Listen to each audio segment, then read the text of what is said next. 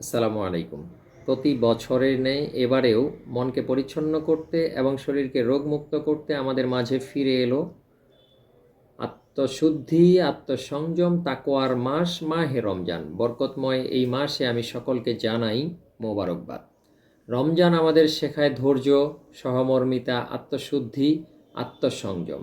তাই একজন চিকিৎসক হিসেবে বিশেষভাবে স্মরণ করাতে চাই, ইবাদত সঠিক উপায়ে পালন করতে আমাদের শরীরের সুস্থতার গুরুত্ব অপরিসীম।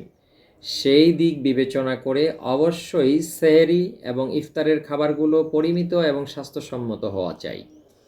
পর্যাপ্ত পরিমাণে পানি পান করব এবং বাজারের খাবার, খোলা খাবার, ভাজা পোড়া তেলের খাবার বর্জন করব। পুরাতন রোগের রোগীদের ক্ষেত্রে অবশ্যই ডাক্তারের পরামর্শ নিয়ে রোজা রাখার চেষ্টা করবেন।